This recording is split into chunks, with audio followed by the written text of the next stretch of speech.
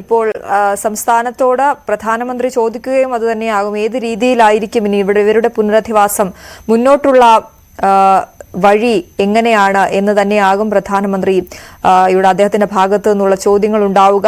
അതനുസരിച്ച് അത് തീർച്ചയായും സർക്കാർ അത് സംബന്ധിച്ച കൃത്യമായ കാര്യങ്ങൾ അദ്ദേഹത്തെ ബോധ്യപ്പെടുത്തുമെന്ന് നമുക്ക് കരുതാം. ഇപ്പോൾ ഇതിനോടകം തന്നെ അതിനുള്ള റിപ്പോർട്ടുകൾ അടക്കം നൽകി എന്ന് കരുതാം. ഇപ്പോഴും അദ്ദേഹത്തോടൊപ്പം വയനാട് കളക്ടറടക്കം ഉണ്ട്, വിവിധ ഉദ്യോഗസ്ഥരുണ്ട് അദ്ദേഹത്തോട് കാര്യങ്ങൾ വിശദീകരിക്കാനായി. ഒപ്പം ഗവർണറും മുഖ്യമന്ത്രിയും കേന്ദ്രമന്ത്രിയും ഒക്കെ അദ്ദേഹത്തോടൊപ്പമുണ്ട്.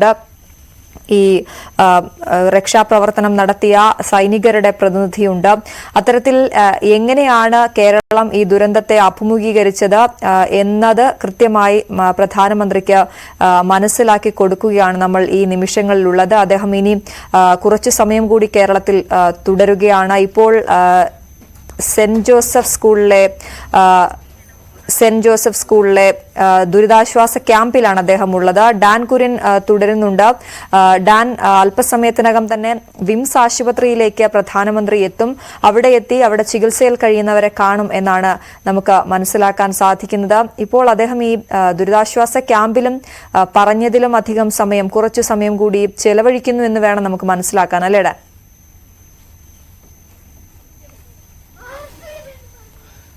അശ്വതി, അധിക സമയം വൈകാതെ തന്നെ അദ്ദേഹം അവിടെ നിന്ന് വിംസ് ആശുപത്രിയിലേക്ക് എത്തും എന്നാണ് ലഭ്യമാകുന്ന സൂചനകൾ. ഇപ്പോൾ ജില്ലാ കളക്ടർ കൂടി ഇവിടെ നിന്ന് ജില്ലാ ഭരണകൂടത്തിന് നേതൃത്വം നൽകുന്ന കളക്ടർ മേഘ്ന രാജ് കൂടി ഇതുവഴി ഇവിടുന്ന് വിംസ് ആശുപത്രിയിലേക്ക് നീങ്ങിയിട്ടുണ്ട്. സ്വാഭാവികമായി ഈ ഒരു പശ്ചാത്തലത്തിൽ വൈകാതെ തന്നെ അദ്ദേഹം സെന്റ് ജോസഫ് സ്കൂളിലെ ദുരിതാശ്വാസ ക്യാമ്പിൽ നിന്ന് മേപ്പാടിയിലെ മൂപ്പൻസ് ഹോസ്പിറ്റൽ മെഡിക്കൽ കോളേജ് ആശുപത്രിയിലേക്ക് അവിടെ ചികിത്സയിൽ കഴിയുന്ന ആളുകളെ ഇപ്പോഴും ഈ ദുരന്തത്തിന്റെ ആഘാതത്തിൽ നിന്ന് മോചിതരാകാതെ ശാരീരികമായ അവശതകൾ നേരിട്ട് അവിടെ കഴിയുന്ന ആളുകളെ കാണുന്നതിന് വേണ്ടി അവിടേക്ക് എത്തും എന്നാണ് വിവരം. 49 പേരാണ് അവിടെ ചികിത്സയിൽ തുടരുന്നത്. സ്വാഭാവികമായി ആ 49 പേരിൽ 25 പേർ കഴിയുന്ന ഒരു വാർഡിലേക്ക് അദ്ദേഹം എത്തും. സ്വാഭാവികമായി ആ വാർഡിലേക്ക് എത്തുന്നതിലൂടെ അവരെ നേരിൽ കണ്ട് അവരുടെ ദുരിതങ്ങൾ അദ്ദേഹം മനസ്സിലാക്കും. അതിനുശേഷമായിരിക്കും തിരഞ്ഞെടുക്കപ്പെട്ട 4 പേരുമായി അദ്ദേഹം ചർച്ച നടത്തുക. സ്വാഭാവികമായി ആ 4 പേർ, അവരിൽ ഒരാൾ ഒഡീഷ സ്വദേശിനിയാണ്. അവരടക്കം 4 പേരുമായിട്ടായിരിക്കും അദ്ദേഹം നേരിൽ കണ്ട ഈ കാര്യങ്ങൾ വിശദീകരിക്കുക. അതിനുശേഷമായിരിക്കും കളക്ടറേറ്റിൽ നടക്കുന്ന അവലോകന യോഗത്തിൽ പങ്കെടുക്കുന്നതിന് വേണ്ടി പ്രധാനമന്ത്രി നരേന്ദ്രമോദി കളക്ടറേറ്റിലേക്ക് ഈ റിവ്യൂ മീറ്റിംഗിന് വേണ്ടി എത്തുക.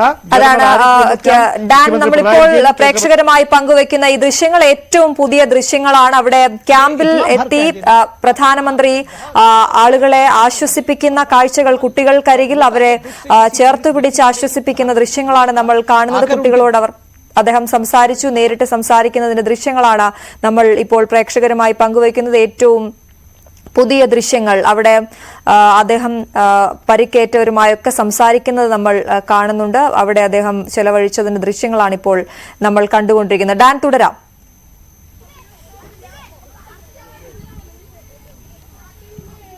അശ്വതി, അല്പസമയത്തിനകം അദ്ദേഹം ഈ മേപ്പാടിയിലെ മലബാർ ഇൻസ്റ്റിറ്റ്യൂട്ട് ഓഫ് മെഡിക്കൽ സയൻസിലേക്ക്, വയനാട് ഇൻസ്റ്റിറ്റ്യൂട്ട് ഓഫ് മെഡിക്കൽ സയൻസിലേക്ക്, ഡോക്ടർ മൂപ്പൻസ് മെഡിക്കൽ കോളേജിലേക്ക് എത്തുകയാണ്.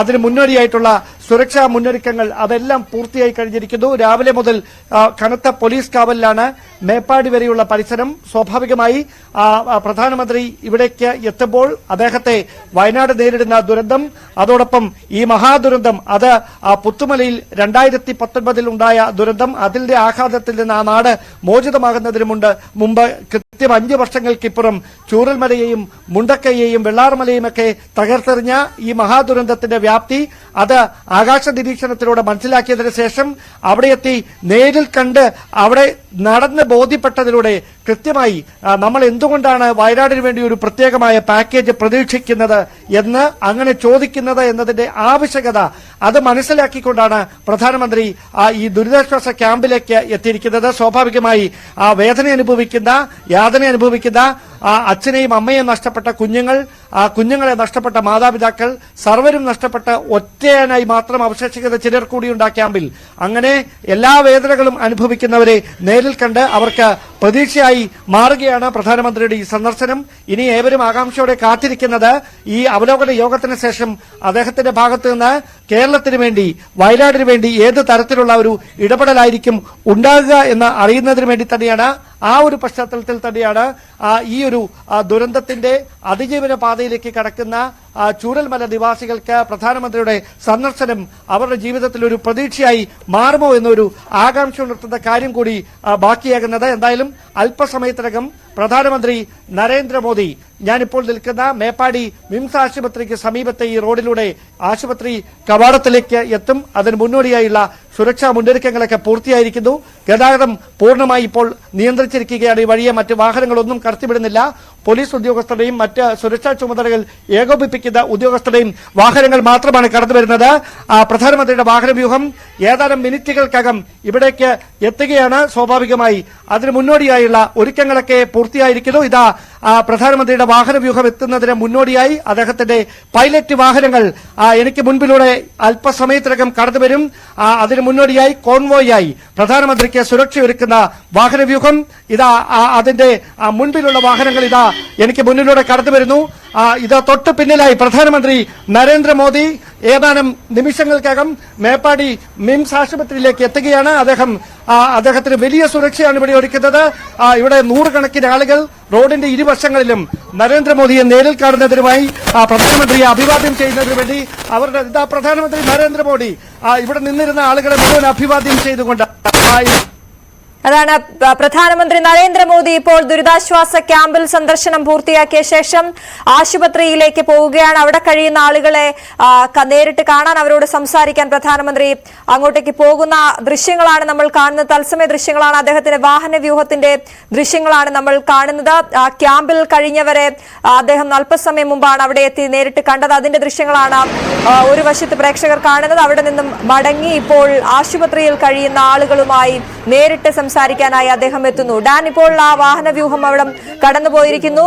എത്ര സമയമുണ്ട് അവിടെ നിന്നും ആശുപത്രിയിലേക്ക്? 5 മിനിറ്റിനകം അദ്ദേഹം ആശുപത്രിയിലേക്ക് എത്തും. ഇവിടെ നിന്ന് 5 മിനിറ്റ് മാത്രമാണ് ആശുപത്രിയിലേക്കുള്ളത്. സ്വാഭാവികമായി വേഗത കുറച്ചാണ് ഈ കോൺവോയ് വാഹനങ്ങളെല്ലാം പോകുന്നത്. കാരണം നേരെയുള്ള റോഡല്ല, വലിയ കുത്തനെയുള്ള വളവ് തിരിവുകളൊക്കെയുണ്ട്. അത് കടന്നു വേണം ഈ ആശുപത്രിയുടെ പരിസരത്തേക്ക് അവർക്ക് എത്താൻ. ആ ഒരു പശ്ചാത്തലത്തിൽ ഒരു 5 മിനിറ്റിനകത്ത് ആശുപത്രിയുടെ പ്രധാന കവാടത്തിലേക്ക് അദ്ദേഹം എത്തുമെന്ന് തന്നെയാണ് വിവരം.